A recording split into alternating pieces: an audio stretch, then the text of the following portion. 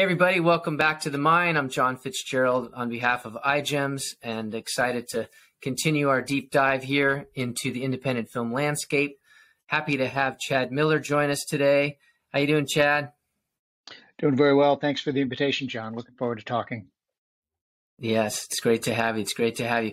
I think before we explore kind of what you're up to now and what's happening in this space, maybe you could give our listeners a bit of your background and kind of where you came from. Yeah, sure.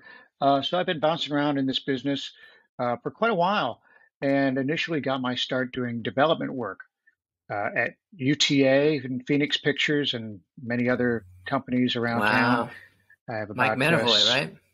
Yes, yeah. I was his first assistant for a year and a half. So Wow. that was quite an interesting education. You can blame me for urban legend. I'm the guy that read that script and said, "This one, make this Oh my one." God, that's funny. That's funny. Yeah, We showed then Swept after, from the Sea at AFI. yes, Yeah. oh my, were you in Yeah. the audience for that screening? No, I was the festival director for AFI. I introduced it. Okay, I believe I was there for that. I have I was. pictures of me and Mike and I. Yeah, it was fun. And He's a Rachel was there. legend. He's a legend. Yeah, absolutely. Yeah, yeah. So development work for them and Fox, Paramount. I mean, you name it. Miramax, APA. I've got about 600 sets of coverage to my name floating around town, and that's just the ones that I actually have copies of. Right. Many others that I didn't get from various places. And my time at the UTA Story Room was certainly a memorable one. After Phoenix Pictures, I joined In Demand, which helps distribute content Yeah, I for remember that. primarily Comcast, Time Warner, Charter, and so they've changed who they distribute to over the years. But I worked with them for about 2.5 years at the very beginning of things, back when it was near video on demand. It wasn't even video on demand; it was NVOD, which was really just a fancy way of saying pay-per-view. You couldn't forward it, you couldn't pause it, you couldn't do anything except press play at a bunch of different times during the day. And my job was to try and figure out how many times during the day any particular movie could show. So it wasn't terribly complicated, but it was interesting because I got to work with all the studios about their marketing materials and make sure that all funneled through to the proper people. After In Demand, I got hired at AT&T, and at the time, AT&T was getting into the television business, which was kind of a strange thing to hear from AT&T, but they jumped in, and I joined when they had 32,000 test subs in Texas, and we were throwing a lot of spaghetti on the wall to see what was going to work in the video on demand universe. And so we messed around with everything from the genre menu structure on the guide to how artwork was going to be positioned. And the biggest hurdle was the pipe bandwidth for the file of the actual movies that were going out. And AT&T decided to bet on an H.264 format, and that was considerably more expensive than some of the other formats out there, but they thought that was the future, and it took a little while for the future to arrive, but it was a fun time to be with that company because AT&T had a lot of money to throw at creating a universe of television, and Yeah. I was there for that until they had about 6 million subscribers. That's when I left and joined Gravitas Ventures, which is Okay. probably where you and I crossed paths. Yep. Because Gravitas, I was at there for about 6 years as well. 1 year as a consultant to them after I had departed, and every single month there was a lot of titles going out through Gravitas, and my job was to talk to places like AT&T, my former boss, and say, "Hey, this is what's coming from Gravitas," and try and get their marketing teams excited about something that we had to offer, or try and stir up some interest from any platform about any particular title just to get some extra luster to the release. That was my job, to talk it up. A lot of talking, a lot of different platforms. Yeah, I feel like we connected when I did the Milky Way film, a documentary that I directed about the lack of breastfeeding in America. Yes, no, I know well, and having two children now, my wife went that route, and we're very happy. It was, there's not enough attention to that particular topic, and it's great. The wonderful thing about documentaries and the video on demand universe is that if you're interested in something, chances are that somebody's made a film about it sometime. And if you're looking at the right platform, you might actually be able to find it and watch it. So, for instance, the Milky Way, I'm not sure where it is right now, but it should be available on many different places Yeah, it's everywhere. for people to Not check net. it out. It's not on Netflix anymore, but it's pretty much everywhere else. Netflix is a finicky. That's a finicky place. I gotta. Well, my last big claim with Netflix was they picked up a 56-minute documentary on teenage suicide, um, and I pitched that shortly after they had such a PR debacle with the 13 Things. Hmm. Um, and so I went in there. I said, "This is a great documentary. It does a really excellent job of spotlighting how teens deal with anxiety, and it's an uplifting, teen-centric, meaning like there was a teenager front and center in it, uh, directing it as well as being the narrator of it, and Hmm. it was a great timing for me to bring that to Netflix. But shortly after that, the pipe of independent films that they were taking really closed up, and it was Hmm. much more original. If you Yeah. have something, don't give it to anybody. Give it to us, and maybe we'll take it, but probably not. So and then since then, I've been doing independent consulting for filmmakers who are trying to get through the weeds of this business, which it's simple in one respect, but it's also very detailed about Well, somebody that's very. delivering something. Um, so it's very detailed in terms of if you want to get it done right, you've Hmm. got to do X, Y, and Z in order to make sure that it gets done in a way that's beneficial for you and not necessarily just giving it out to whoever's going to distribute it. I've talked a lot there. There's probably something you want to delve into. Well, yeah, I appreciate all that, and it's a perfect segue. I'm going to take you back to Gravitas for a moment because as you know, I do these courses on distribution and film festivals, and oftentimes getting emails and phone calls from filmmakers saying, "Hey, I just got an offer from Gravitas," and so I just want you to explain, since you have firsthand experience, kind of what that means and what it doesn't mean, because I think, as we were talking earlier, what filmmakers that haven't been down this road before kind of misunderstand is the idea that just because a company like Gravitas is willing to quote acquire the title, that doesn't mean that by getting it on Google Play or Amazon or wherever it lands, that they're going to drive the eyeballs to your title. So you got to be careful. And so I'd love for you to talk about that a little bit, about what that means. Yeah. So back in the day when I joined, Gravitas wasn't doing much in the way of making any offers. Largely, we were just chasing available titles and offering just pure distribution. But if filmmaker was looking for an MG, that was something that wasn't readily available at the time that I joined.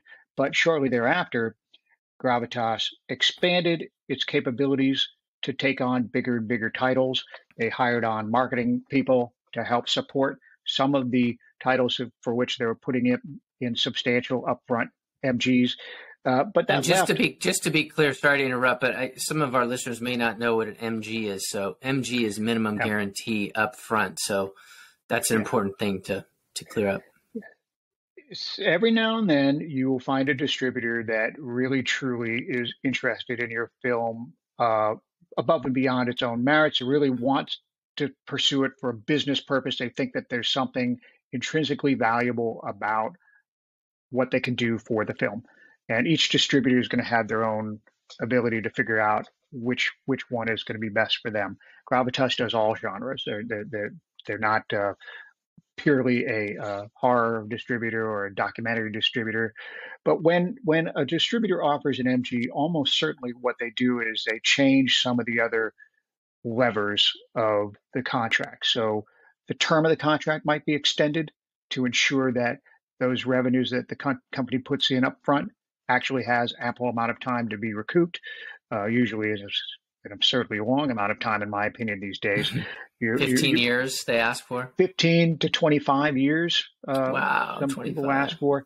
And the truth is that most of these titles that are going out are really going to make the bulk of their revenue in the first 5 years. So Foundation, where I'm working right now, that the standard contract is a 5-year contract, which I appreciate because I think there's a bit more honest to the revenue focus. Beyond that, it becomes a library play. And for companies that have huge libraries, that can be very valuable. But yes, going back but translate how that works for the filmmaker, right? So if Gravitas is acquiring, MG or not, 30 to 40 movies a year, what happens to those movies, and what is the expectation from the filmmaker's side? So when I was with Gravitas, and things may have changed since then because it's been about 5 years, they put out about 30 titles a month. Of those titles, 3 of them would go out in some sort of theatrical fashion. One of them would be a pre-theatrical, meaning it would go pre-theatrically first and be available only on demand for an elevated price point. Then it would go theatrically, and then it would go into its standard window. 2 of them would be theatrical releases where it would have a limited theatrical window only, or it would be available simultaneously at a slightly elevated same day as theaters price point. And there was a time at which that model would recoup 5 to 10 times the normal amount of revenue that you would see on a straight to VOD title, because the way the menu structures worked at most platforms, they put available in theaters now at the front of their store. And so that was the first thing that people saw. And of course, it was very, very, very attractive to watch something that was now available in theaters. So it was a limited number of titles in a terrific position on the storefront. And by virtue of that, the sheer numbers of the customers that would find it would just translate into an increase of 5 to 10 times what the standard VOD revenue rate would be. Of course, as your listeners no doubt know, the theatrical component of things has really changed, and it's not as clear cut as it used to be that the theatrical window is as much of a boon as it used to be. So it doesn't hold as much value to the customer sitting at home that they look at on their TV screen and see now available theaters, because many people aren't going to theaters anyway. It just doesn't hold that cachet for them anymore. But Gravitas would bring that presentation, or any distributor, not just Gravitas, would bring a presentation to a customer, a filmmaker, and say, we would like to offer you, let's say, $10,000 to take your film out in a theatrical fashion, and we'll do North America and do 20 cities, do 1 or 2 in LA and New York, and then everywhere else that would qualify it to become a same day as theaters offering. And there's actually a chart of what qualifies a film to be a same day as theaters. You can't just put a film in one theater in Idaho and expect you're going to get qualified to be same day as theaters release. It just doesn't happen. So there's a considerable amount of money that has to go into the release of a film to qualify for that. And that's part of the idea of finding the marquee titles that are MG worthy. And the MGs you're seeing might not be huge, but for the company that's releasing it, it's a substantial chunk of change, because they're also committing to doing usually a theatrical release or a marketing component. And when you add all those things together, that's a fairly significant chunk of change up front. And so the company's got to have a good sense for how much they're going to get or how much they can squeeze out of it. Otherwise, they're putting themselves. So if we're on the MG thing, just to go down that path for a minute before we want to come back to this idea of if they acquire a bunch of titles, it's a library play. There's not a whole lot of marketing going on, but I want filmmakers to understand that if, for example, there's a $10,000 MG and they're going to take the title into X number of theaters, 2 theaters, 10 theaters. There's going to be a marketing spend that the company is going to put out.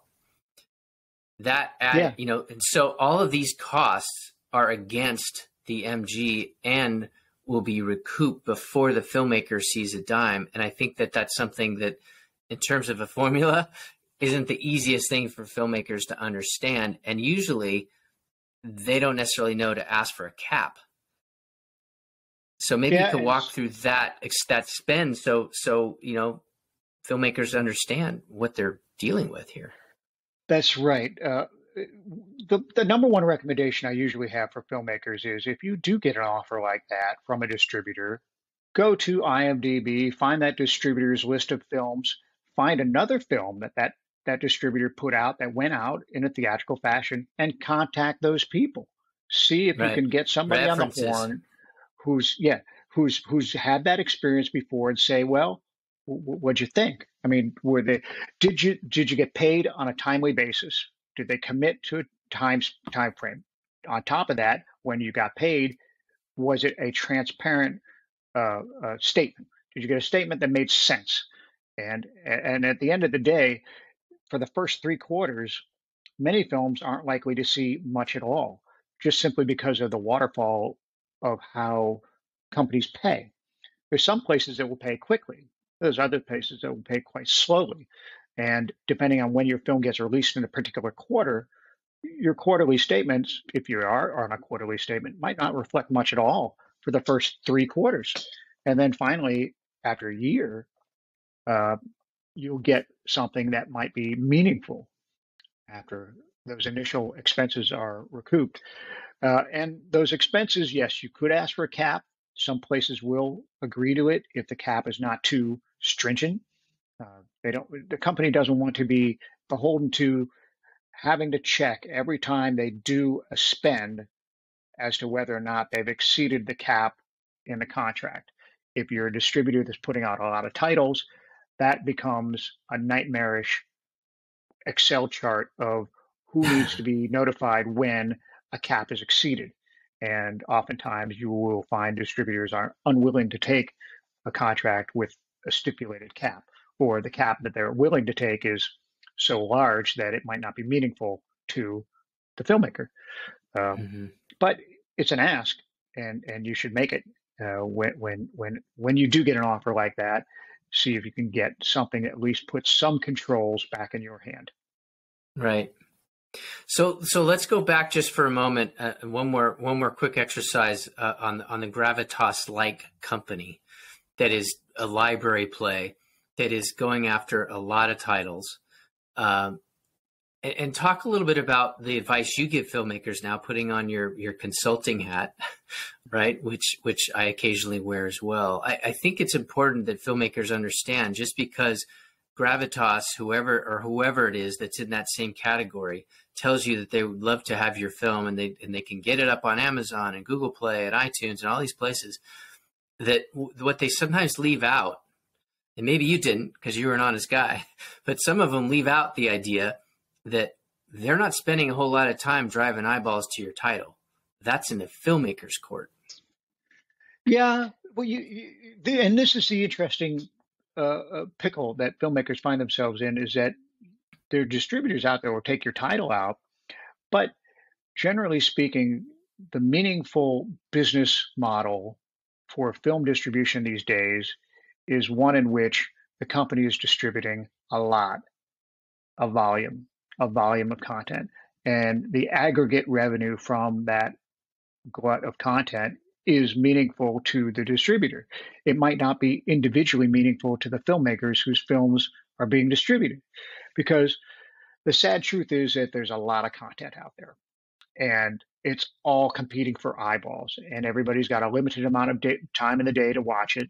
So your job as a filmmaker is not only to make a good film that people want to watch, but also to put some money in reserves for self-advocacy. Not enough people that do budgeting where a line item is either a distribution consultant or someone who's going to help with the PR and marketing of the film.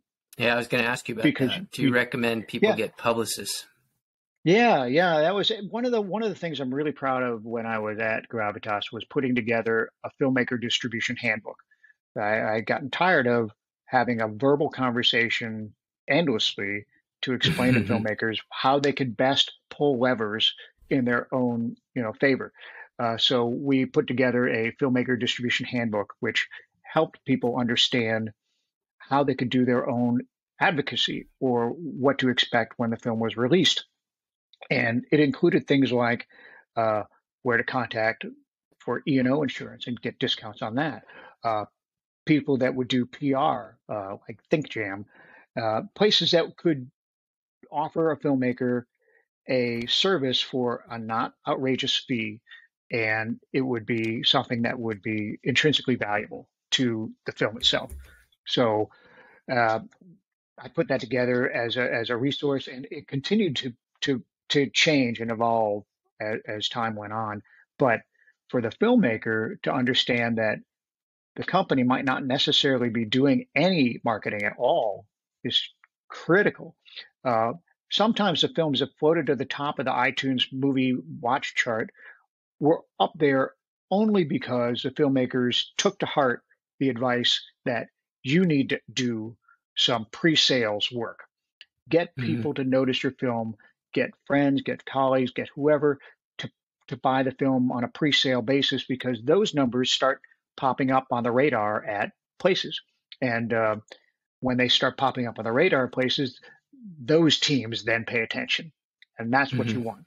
You want somebody at iTunes, Google, wherever to be saying, hey, this title that we're releasing next week or that just got released on Friday is wildly exceeding expectations. Why don't we put it into our new and noteworthy section? And Yeah, then exactly. lo and behold, you got one more place where customers can find it, and every little bit helps. Uh, and sometimes I had filmmakers who were skittish about telling me things that they shouldn't have been skittish about. So I remember there was one film that went out through Gravitas. It was a scrappy little film called Scrapper, and it had within it a woman who was turning out a great dramatic lead who just happened to be a former porn star, and she was going by her real name, not her, you know, stage name. Stage And I name. Yeah. remember after it got released, it was exceeding numbers I didn't expect. So I called up the filmmaker. So what are you doing? I don't understand what's happening with this film. I mean, it's good news. It's popping up on the charts, but I'd like to know what are you doing? It'd be helpful. I said, oh well, so and so is really XYZ from the adult film world, and she tweeted to those fans. It was like, oh, okay, had no idea. Uh, might have been helpful to know that in Right. advance. Right. Not We could not have that leaned not into that that with all of our you know other marketing tools. Yeah. not that iTunes has a category called former porn stars, but uh, Right. it nonetheless can help a title pop. Other titles, LGBTQ titles in particular, they were excellent at finding an audience that was willing to support the title in a really meaningful way. And time again, those are the films that exceeded expectations. You put it out there, and the filmmaker knew how to energize that fan base or how to educate the fan base about the availability of the film, Hmm. and they did it. And it was through their muscle that the film succeeded as much as it did. I don't want to say that distributors aren't going to do anything because that's not true.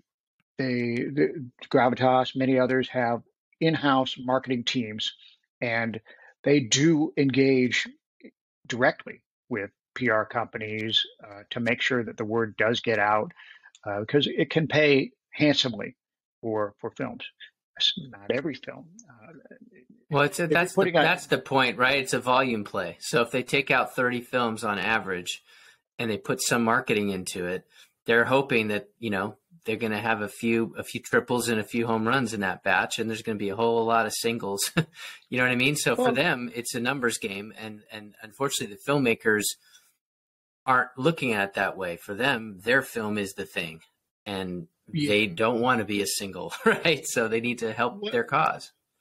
One of the real challenges for any distributor is realizing, if they did already, that this is a very creative endeavor and that the people who are working on these films are personally attached to them.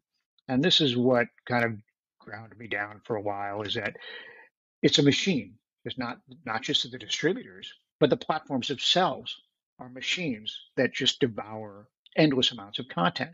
And sometimes there's content that just they get into a spotlight for a day or two and just disappear.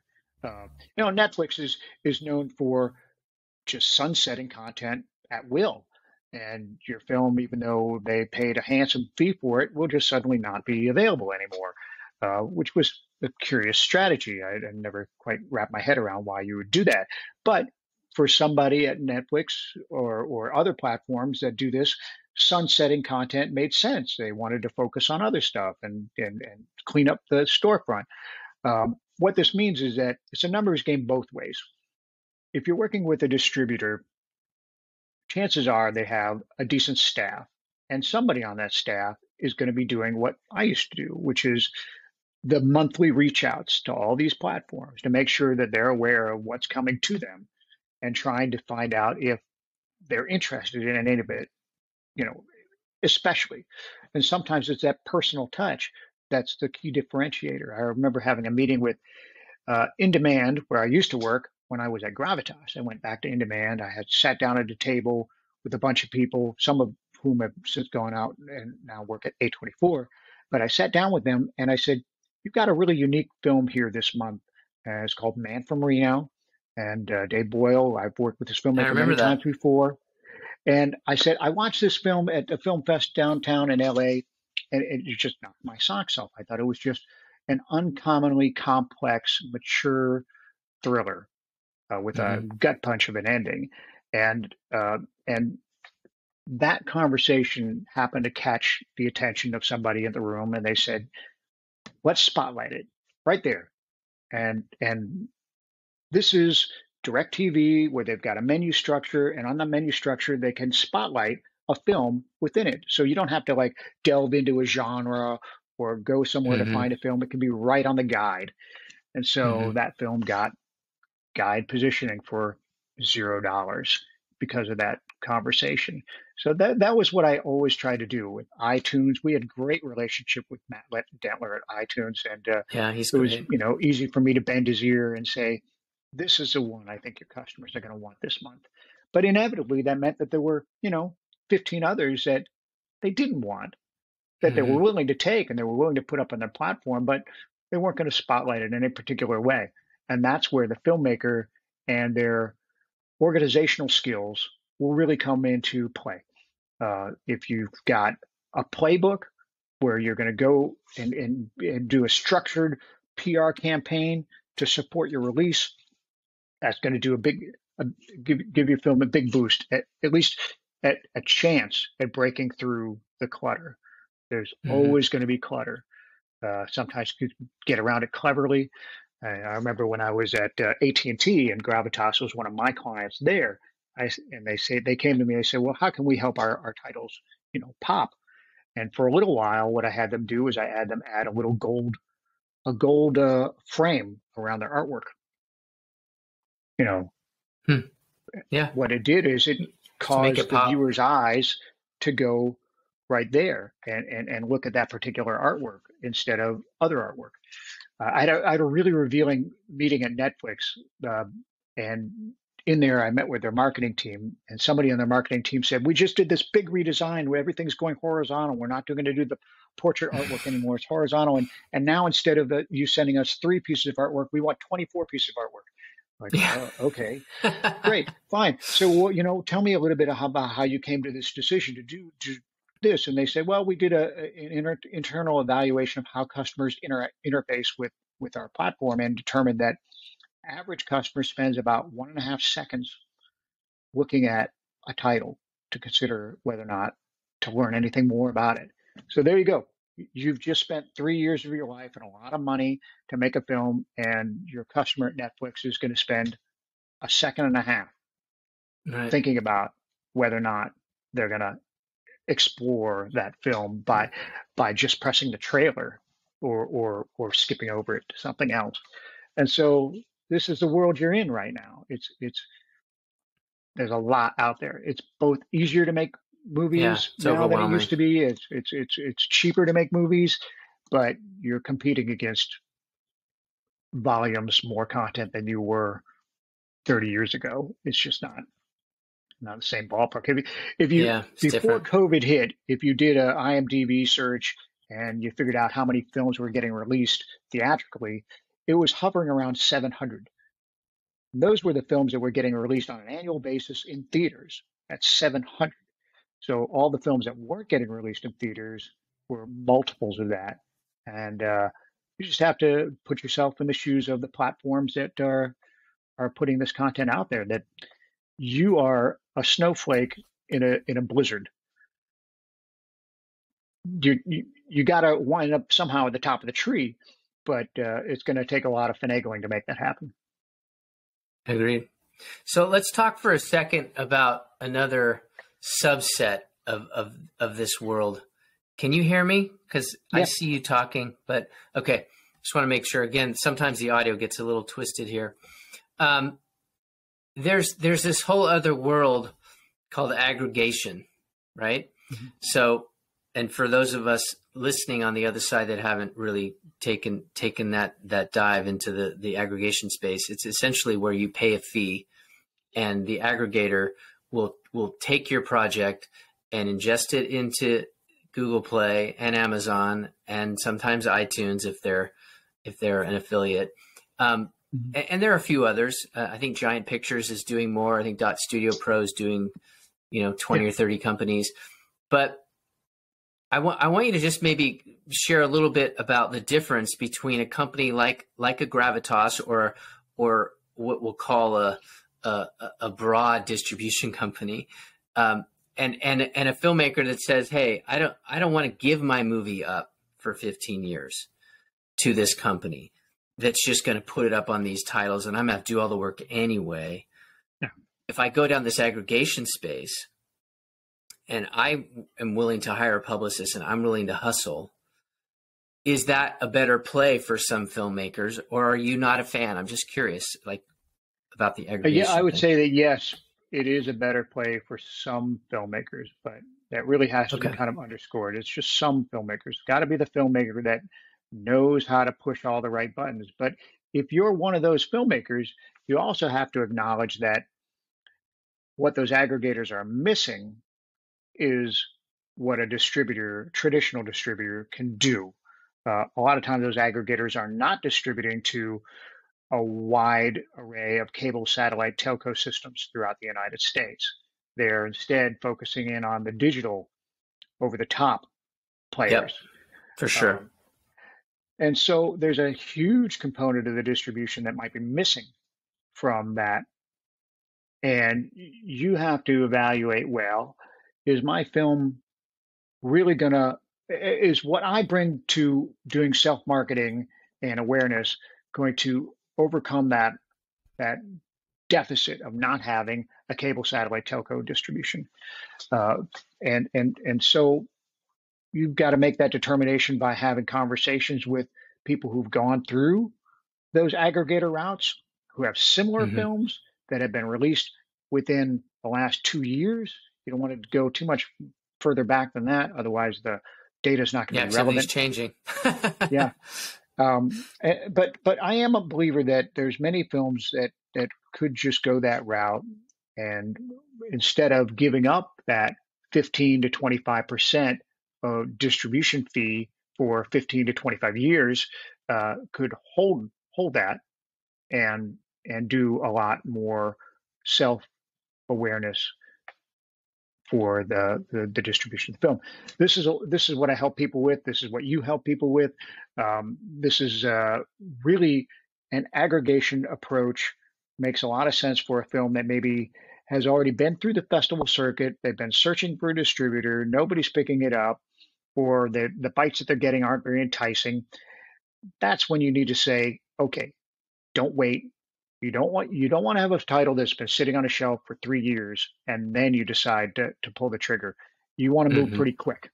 If you're not Yeah. getting the bites you're supposed to get or should be getting, or think you should be getting, you got to have a strategy that says we're going to forego the distributor route and we're going to take it to an aggregator and make as much hay out of it as possible.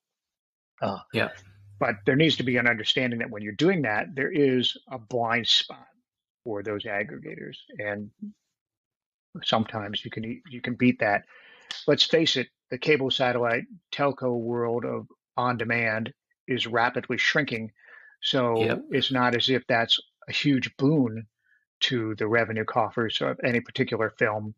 Um, so I've definitely had meetings where I've been in rooms with the programming teams at cable satellite telco places, and they just kind of look at me and go, nobody's thinking about that. Or, oh, we didn't notice that about our own platform. Like, well, no, nobody's minding the store here. Right. Right. It, so it's an antiquated world, that cable satellite telco on demand world, but there's still revenues there.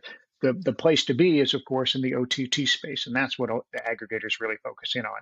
That, Hmm. not coincidentally, is also where your social media activation and PR campaigns are likely to have the greatest impact, because it's Right. difficult to explain to a customer how to find a title on a conventional television on demand platform. Whereas if your title's available on Vudu or Roku or Pluto or Vizio or Samsung, LG, they all have their own in-house menu structures. Yeah. That's easy. You can send somebody a link and say, watch it here. So if you're a filmmaker, you post it on your website, your Facebook page, whatever you got the most reach with, that's going to take people directly to a point of purchase place where they don't have to dither and figure out where your movie is. Right. Yeah. Well, that's a good point. Well, thank you for your insights on the aggregation play. So we're going to wrap this up here in a few minutes, but I thought before we did, it would be wonderful if you could maybe give an example of a tip or words of wisdom for a filmmaker that was kind of, like you say, done with the festival circuit. They have a few offers on the table. They're not really sure which way to go. Any specific things you think that these filmmakers should be looking for before they make these decisions? I mentioned it earlier, but research, a lot of people just don't do it. Do your homework. It's gonna pay you dividends. There's been a number of articles about how distributors stack up against each other, and you go seek those out. They're good resources where they, I forget what, IndieWire, I think they went through the festival circuit with somebody, and they went through every different distributor and how they were going to behave with that particular film. But you're not going to know for sure unless you're talking to somebody who's already been through that. And yes, Hmm. it's work. Yes, you finished your film. Chances are 3 years after you've made it, you're probably a little done with it. You don't want to deal with it anymore. You're on to the next project. But if you want to make that one a success, you got to have somebody doing the research, contacting the people who had films that were similar, released by that distributor or aggregator in the last 2 years, and having a conversation with them about, well, what was it like? Was it a good experience? A bad experience? What would you have done differently if you wanted to work with the same place again? Would you work with the same place again? All those things. That would be my main advice. My other advice, if I could just switch gears a little bit, is for the Sure. people who are developing films. I mean, that was where I started, and doing reading was my thing. In a way, it's even more cutthroat than the film distribution world, because you've written something, you're trying to get an agent, you're trying to get somebody to notice it, you want to get good coverage, uh, and you got to make sure all the pieces fit together before you really put it out there in the world and start getting negative feedback. Um, I did so much of that, and oftentimes I was really galled by how I would give a filmmaker advice and then they would ignore it, and then the film wouldn't get picked up, or they wouldn't get the agent that they wanted. Um, and so it works both ways in the distribution side and the development side. You've got to spend your time learning what the machine is all about. So, as a Yeah, parting that's story, great. I want to relay, when I was at the story department at UTA, I was given a script and told I had 4 hours to turn around a review of the film and a character breakdown. And they didn't give me a cover page, so I didn't know who wrote it. Didn't know what the title was, couldn't do any research on it at all. And the script they plopped down in front of me was about 176 pages long. And I said, it's going to suck. I haven't read it yet, but it's going to suck because it's way too long. So I started in on it, and there's a new character like every 3 pages. I'm thinking, what in the world, you know? And I get finished doing the review of it, and the summation was the only way this feature is going to work, the script is going to work, is if the director wrote it and he knows exactly what he wants, or he knows exactly what he wants. So he or she knows exactly. So it turned out to be Terrence Malick's The Thin Red Line.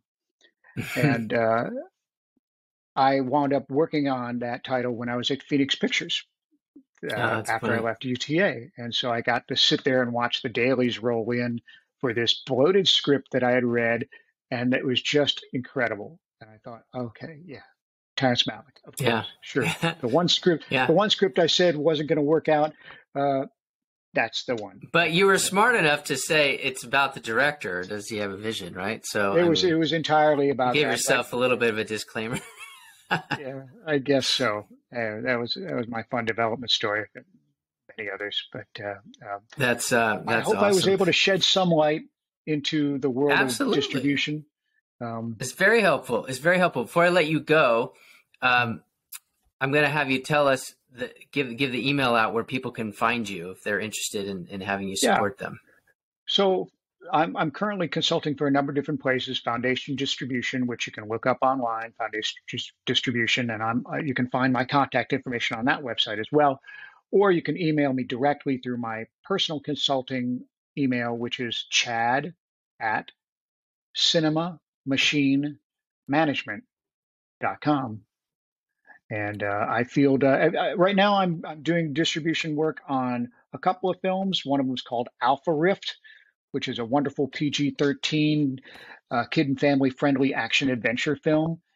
It's currently out, and I'm very pleased with that film. It's a good film. And another one called Record Safari, about vinyl record collecting, which should be available. Is that out? More places.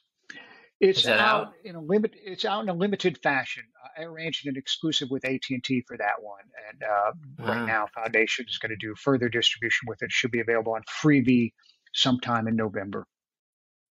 Wonderful. Well, keep us posted on that, because iGEMS, we try and help people find all the good content and tell them where to watch it. So keep us posted on that. Before I sign off, any horror titles you want to throw out, since we're getting close to Halloween here? Yeah. So I have to admit, horror is not my go-to genre. As a matter of fact, what about thriller? I want to throw out one just because I was a fan of it. I went to South by Southwest years ago. It was a midnight screening, which is, of course, the best way to see any horror film. You go to a midnight screening of something you've never heard of, don't know anything about. It's the absolute best way to see anything. So this film currently is rocking an incredibly sour 3.6 on IMDb, but I walked out of it and I was like, this is just great. It was called The Honor Farm. And The Honor Farm. My horror is throwback horror. Like, what I would encourage people to do is get onto your systems and find something from the way back. Get in the Wayback Machine. Go watch like Friday the 13th. Or April Fool's Day. We could take you back even farther. We just did a collection and called Monster Movies. They were putting out today, and it has even older titles like Frankenstein and the original Creature Godzilla from the Black Lagoon from the 50s. Yeah. Oh yeah, so there's some old classics out there. But yeah, Friday the 13th, Nightmare on Elm Street, that whole slasher period.